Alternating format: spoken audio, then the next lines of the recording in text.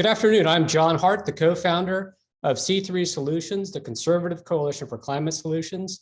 I'm here for a Right Voices interview, which is a series we do with thought leaders, policymakers, others who are advancing conservative solutions in the climate space. And today we have the honor of being joined by Representative Blake Moore. He's a freshman, represents Utah's 1st District. Congressman, thanks so much for taking the time to be with us today. Thank you so much. I appreciate that intro on what we're doing. I see all those guitars and it got me a little nervous. We were going to jam out because I have no talent whatsoever in the music world. If we have time at the end, I'll pull something up and we can do a duet. So maybe next time you can give me an advance notice. I'll need a little while. Yeah, we'll regale your constituents with some music. Well, thanks. Thanks again. I know there's a lot happening, to say the least. We'll get into as much of that as we can in the few minutes we have. But tell us a little bit about you. Why did you run for Congress? Because I thought it was going to be so just, mellow, dramatic, and not much going on. I thought it'd be an easy gig. I wouldn't have to navigate the craziness. No, it's been quite a 9 months. We were talking briefly beforehand. I felt like I had something unique to offer. I got asked this question. I got asked a slightly similar question in a recent forum that I did, and it said, "What would your advice be to somebody that was thinking about going into why you'd want to run for Congress?" And I came up with it on the spot, and I actually feel pretty strongly about it. And I said, you need to have a practical reason, and you need to have an aspirational reason. And I think I had that back, about a year and a half ago when this was not planned. I was in the middle of a career, a management consulting career. I previously had an intelligence and diplomatic, role with our U.S. government in a civilian capacity, and got to live overseas and experience, our foreign policy with respect to. I was particularly detailed to Asia, and I got to live in Southeast Asia and Singapore for a while. So I had this unique background that I felt like, while it's not typical, I've never run for office before, I do think I have something to offer. But I broke it down into two things. One is, that practical side. I want to support our military men and women and our mission. We have a strong defense community in Utah and Hill Air Force Base in particular, which is in the 1st District. I want to, rural economic development's big for Utah and for the rest of the nation. We've forgotten about our rural communities. And third, just a strong economic recovery. We were doing great, and then a week or two later, after I entered, we had coronavirus and everything kind of hit. And I saw that as a big thing. I wanted to ensure we had the principles in place in our economy so we could grow and thrive and come out of this. And then the aspirational side is I wanted conservative values to win out. And in order for that to win out, we have to be inclusive and pro-growth. And that big tent party that we always talk about, we need to show it. And I think the best solutions and the best policies for our country are rooted in conservatism. And I want that to be widely accepted and appreciated and liked. It's easy for the media to oftentimes sort of villainize a Republican/conservative movement. And I think that that's not our true voice. That's not our optimistic, forward-thinking voice. So those are the things that kind of got me into this. Well, that's fantastic. Well, so one of those decisions you made this year is to join something that your colleague, Rep. John Curtis, launched called the Conservative Climate Caucus. Tell me about your thinking. Why did you believe this was an important caucus to join? Yeah, no, I was thrilled to support Representative Curtis. He's a great mentor to me. I remember him tackling this issue even as an innocent bystander, not in the political world back in Utah. And I kind of thought, and I remember it wasn't what I ran for Congress, but I remember way back when he started to communicate this, his approach to our climate challenge and solutions with what we need to address. And I was really impressed that, it's not the typical talking points you see sometimes from what you get out of a lot of Republican candidates or Republican politicians. And why would I disagree with that? It's funny when you look at it, industry was way out ahead of a lot of Republican politicians. And I don't blame them for it because, the media always wanted to divide that Democrats care about climate and Republicans don't. And that was never the case. There was always good, productive work going on. And I really appreciate what Representative Curtis has done to be able to sort of bring that to the forefront and sort of mobilize that conservative voice that I feel has kind of been there. And you look and you go and work with industry, they're finding solutions to this. And we need to be kind of in lockstep with them. Well, we need a voice at the table as well, because for too long, Democrats have kind of controlled this issue, and they've over sensationalized it to the point where there's nothing productive going on. And I can continue to give tons of examples of that, but I just was appreciative of it. I was 39 years old, running for office. I jumped into this. I've got a young family.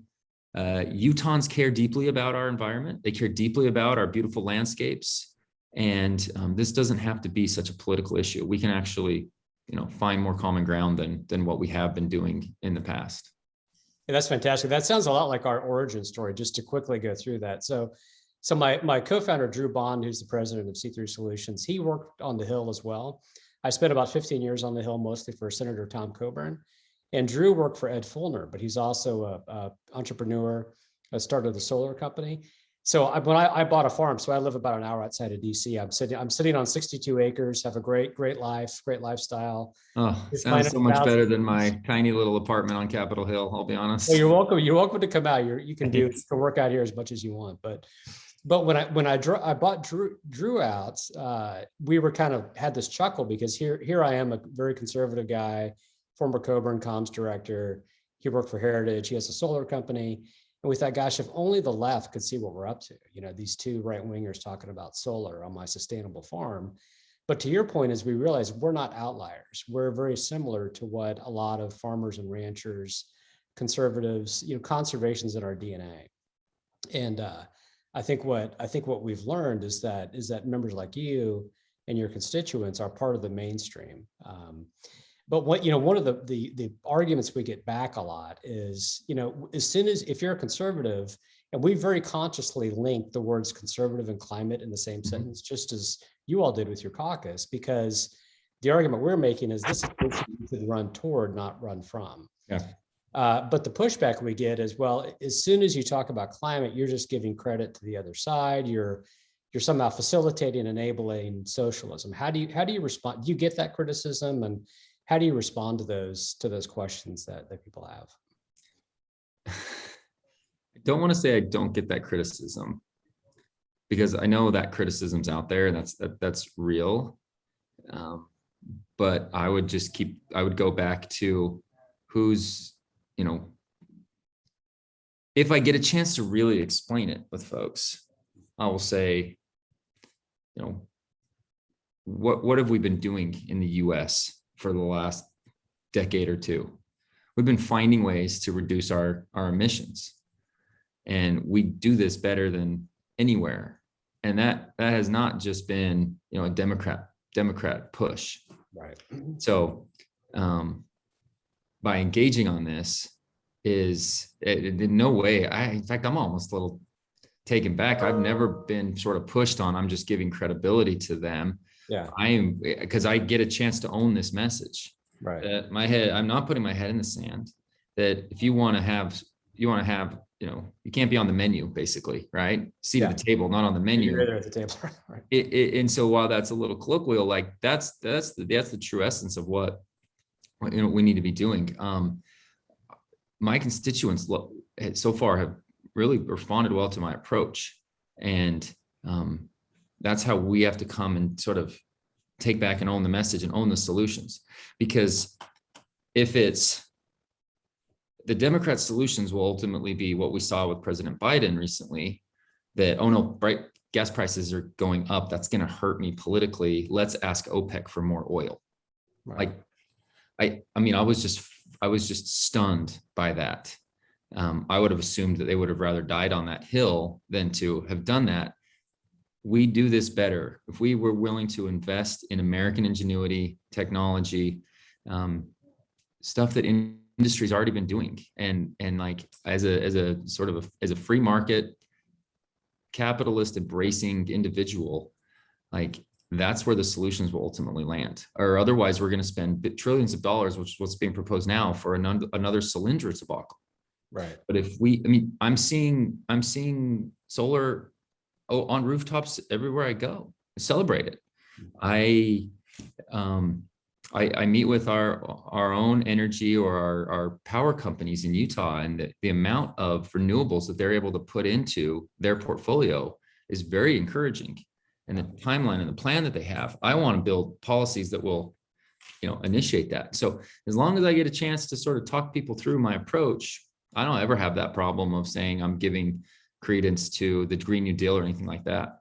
Well, that's very encouraging to hear. I think it shows the degree to which the debate has shifted. And an argument I often make back to that claim is the world is full of undesirable challenges or just difficulties. So the issue of healthcare is really challenging, the issue of poverty. But as conservatives, we have developed, particularly on the issue of poverty, through Jack Kemp, Paul Ryan, others, we developed, Tim Scott, an opportunity message. So we took that issue and proved that our ideas are actually more effective. If you like what Democrats did for Baltimore, you'll love what they'll do for the planet. So Democrats have pushed this central command and control idea across the board, and the same is true on healthcare. And if we lead with solutions, as you're trying to do, I think we'll have a much better time. I'm proud. We're proud of our country for leading the world in emissions reductions, right? And that's data. And so right. Where do we want to put the investment? We want to enable that work to continue, because if we don't, we only embolden our adversaries or other foreign governments, whether adversarial or not, but we don't get to own that. And so I was recently asked on another forum about this is, how can we be the leader, and or will we, if we were to implement all this stuff, and does it even cause a dent? And I'll say, if we don't become the influence of the world, it won't cause a dent. We can limit every single thing that we do here, and it won't matter, because China and Iran and Saudi and the Middle East and everywhere, they won't care, because people need affordable, and whether it's cheap or affordable, they'll need that energy. Can we be the affordable leader? So we can go and influence what decisions India makes, for example. Like, we have to get to that point. Well, and I think, some of the data that backs up the argument you just made is we have a report that was done by Nick Loris, who is formerly with the Heritage Foundation. And the conclusion of Nick's paper, I'd strongly encourage you to read it if you haven't. It's free. It says free economies or clean economies. And what Nick did is he looked at the Heritage Index of Economic Indicators and overlaid it with the Yale Environmental Performance Index. And we showed the correlation that free economies are twice as clean as less free. So to your point, by supporting innovation, by supporting economic growth, deregulation, that's the best, by far the best way to reduce greenhouse gas emissions, because as countries become wealthier, they become cleaner. And a very tangible example is the fracking revolution. There was very limited government role in that development. It was mostly a market-based phenomenon, but it happened because the policies in place enabled and those technologies to flourish and grow and be deployed at a large scale. So I think that's the argument we're pushing, and I think the Conservative Climate Caucus seems to be on board with that. Yeah. So one policy I want to ask about is you had recently introduced the Save Our Forest Act. Can you describe to our audience a little bit about what that will do, and anything else that you think is a priority that you're working on and focused on? Yeah, there's myriad issues within our forests. Beetle kill has devastated large parts of Utah's Uintas. Wildfires is the biggest, most obvious risk. And to keep us on the topic, the amount of carbon emitted from wildfires is one of the worst emitters and polluters of the summer, right? I don't have the exact data in front of me, but the Save Our Forest Act will just, it's a bipartisan bill with a really good friend of mine, Jimmy Panetta, from the California coast area. California has experienced so much devastation with this that, there just seems to be in Congress right now a willingness to kind of come together, right? You've got Republicans willing to talk about long-term solutions with our climate challenge, my membership on the caucus, my membership on the task force that's put together by Leader McCarthy for the Climate Conservation and Energy Caucus or Task Force, coming up with real policy and what we're shaping and communicating to the public. This is Newt Gingrich's Contract with America kind of thing. This is our commitment to America, showing what kind of policy we will implement. I think people are really frustrated with what Democrat policy is right now. There's a large gap between what we want to have happen and the wish list and the strategic plan on how to get there. That's why you have OPEC. That's why we have Afghanistan. That's why you have a lot of these different types of like, hey, we want to get to this utopia here, but we don't have the backwards mapping. And here's the consultant in me coming out. This Save the Forest Act is awesome. It's bipartisan. This will help with staffing shortages to be able to mitigate some of our natural wildfires that take place. So there's lots of the bill. We even did the Firesheds Act. So my role on natural resources, my role as a Western member on natural resources is huge because we're right there in the issue. Utah has a really good collaborative nature between our local officials dealing with this and our federal partners from Forest Service, BLM, Bureau of Indian Affairs, everything like that deals with the federal agencies. We have good relationships there. And, we've been able to create these shared stewardships. And so all of these bills that I do, whether it's Fireshed or Save the Forest Act, goes to promote good collaboration and share best practices. And this particular one on Save Our Forest get more personnel to be able to mitigate some of these issues. Yeah, that's fantastic. I think that story is really valuable, that people understand the degree to which, civil society, one of our advisors is Yuval Levin at AEI, and Yuval has a great statement. He says, civil society is the space between the individual and the government.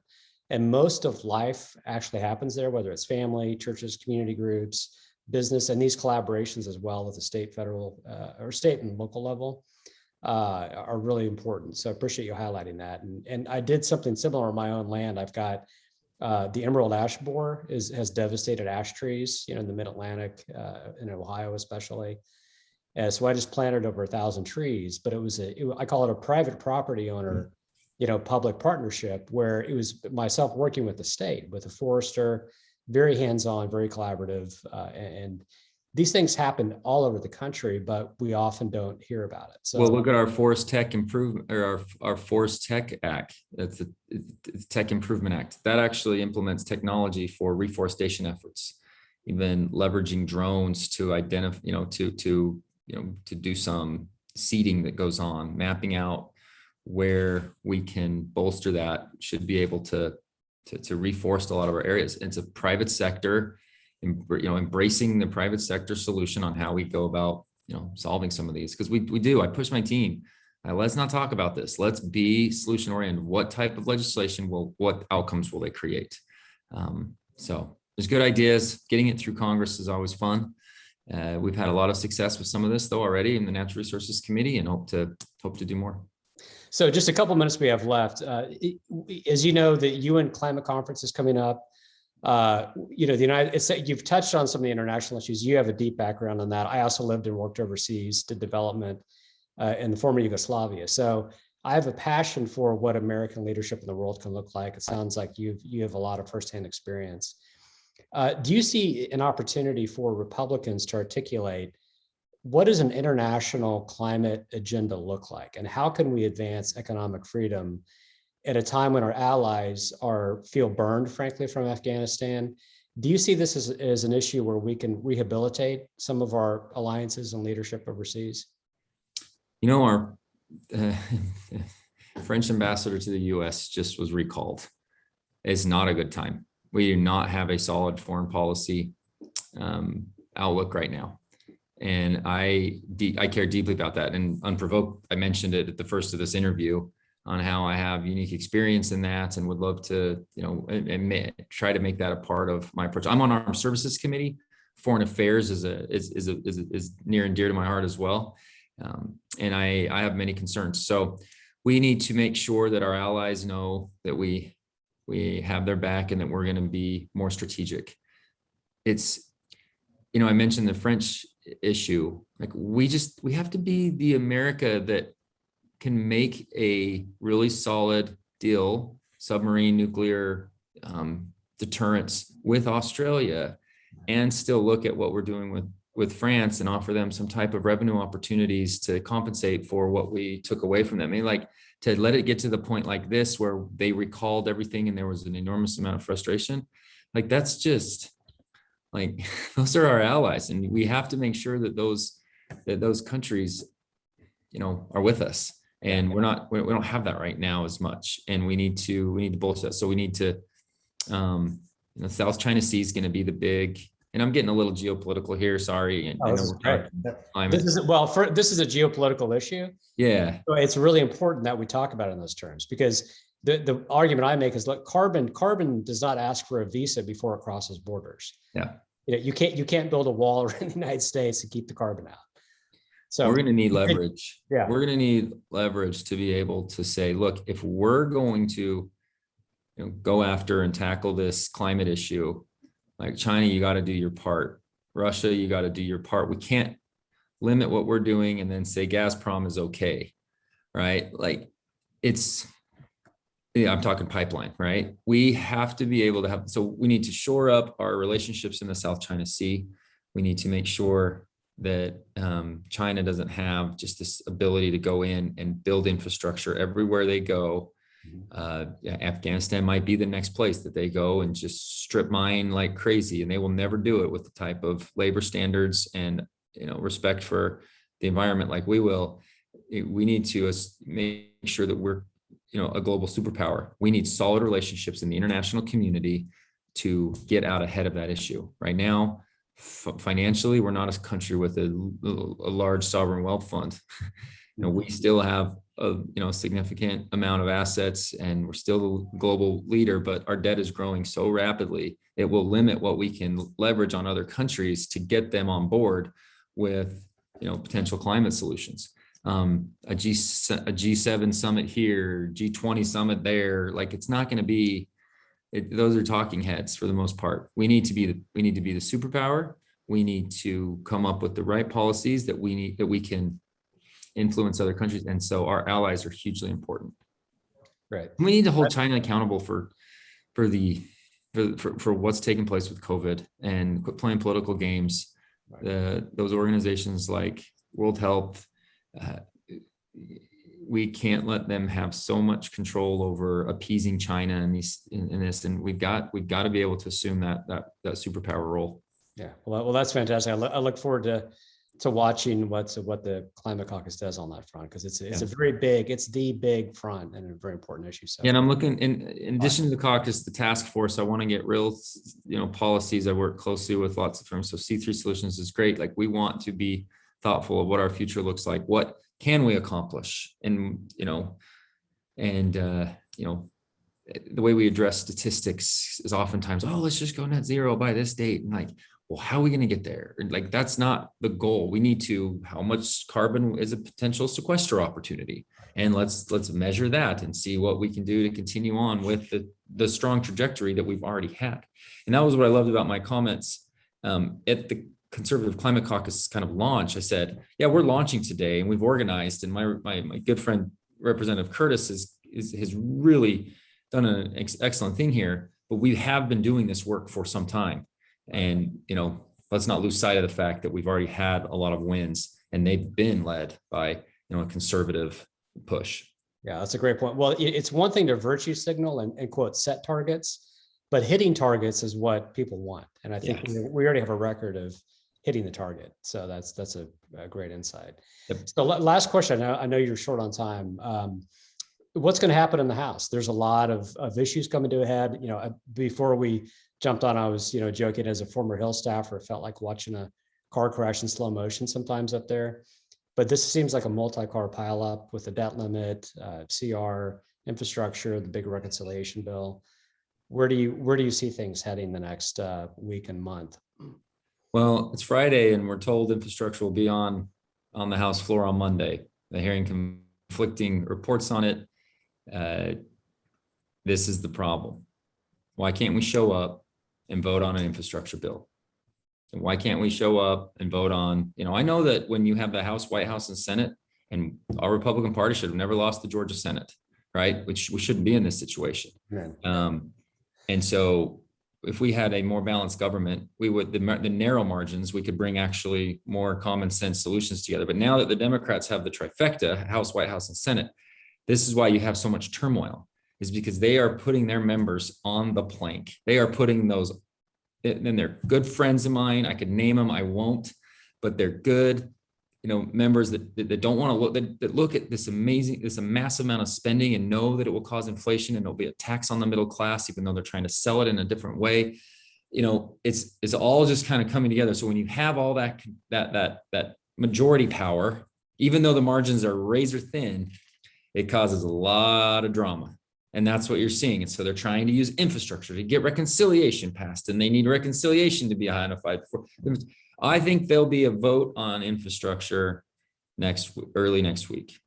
And I think they're going to push really hard this weekend, the Democrats, to get their progressive members to support it.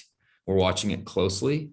I think there's a lot of Republicans that would be willing to come to the table on infrastructure if you could, be sure that you were going to back away from this other massive spending that is, been talked about for the last 6 months. How quickly did Democrats do with the American Rescue Plan? $1.9 trillion for COVID. They all had the cover because they could claim it was COVID, but it was massive spending. Right. There's not that cover anymore. And so they've been talking about this reconciliation plan, and it is like the 11th hour right now on whether they're going to be able to get it through. And they don't even know what the framework looks like, because a few Democrat senators are like, no way we're doing 3.5 trillion. You got to come back with like a third of that.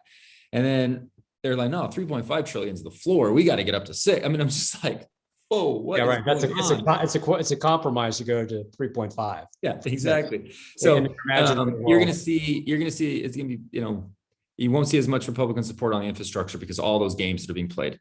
But had you seen it more straightforward, simplistic, let's work on our nation's highways and roads, even a bill that a lot of people don't love, they could have made a compromise on infrastructure. And I don't think you see that from the Republicans. So it'll all be depend on if the progressives that want to hold infrastructure hostage are willing to come to the table.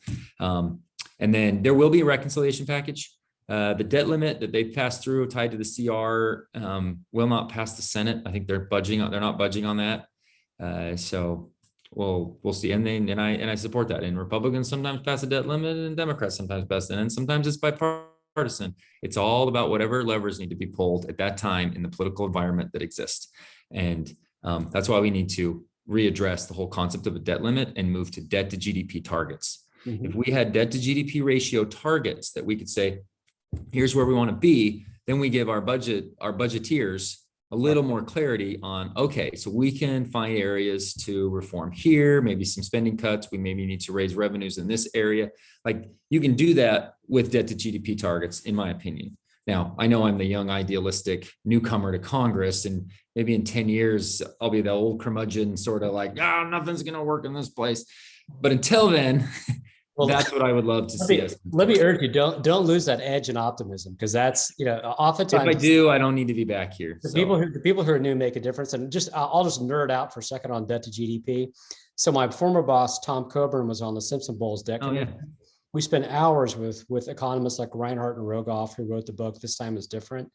And that's a very dense but important read, where they looked at 8 centuries of economics to show the correlation between, as debts increase, economic growth decreases. So when an advanced economy like ours, when our debt to GDP ratio is over about 90%, our GDP growth slows by about 1 point, which is 25 or 33%. So there is an effect, it's a drag effect. So that drag effect has been documented and very well researched. So I commend your thought process on that, because that's really, and we're at 130, I think now, percent debt to GDP. So one of the arguments I make is, look, we need to recycle government waste, not create more. And by shrinking the size of government, we shift dollars to innovators. That's good for our natural and economic environment. Yeah. So I appreciate you holding the line there, and wish you all the best as you negotiate. Well, maybe I'll come back to you more. We're starting a debt deficit task force in Utah, a group of 7 individuals, real experts on this, in my in my district, just to have that sort of, just to drum up the old, the conservative, the Newt Gingrich, John Kasich sort of push on budget back in the late 90s, coupled with a president that I don't know how Bill Clinton exists as a Democrat today, having been the reformed entitlements in order to get to a balanced budget. And it was partly Leon Panetta too. He was such a good voice on this budget deal. I mentioned my friendship with Jimmy Panetta. He shares similar beliefs. Like it's, anyway, so we could go on we could definitely geek out, but I want to try to be a part of the reversal of debt culture. It's the best way to say it. We have interest rates that are so high right now. To get to a balanced budget is not necessarily within reach in the few years coming. But if we could reverse the trend, right, and Americans could have some confidence back in us and our markets and our potential currency as the reserve status can exist longer. We can definitely extend that a little bit longer, because that's the looming threat, in my opinion, too. Well, Congressman, thanks so much. We'll have to do this again, and maybe we can do a longer session on the debt and deficits. Too. But and I've got a lot to learn on that, so I would love your thoughts. Yeah, well, we'll have you out to the forum as well. Awesome. Thank you so much. Thanks so much, and best of luck. Appreciate your leadership and service. And we're at the Right Voices series against C3 Solutions with the Representative Blake Moore. Thanks, John. Thanks.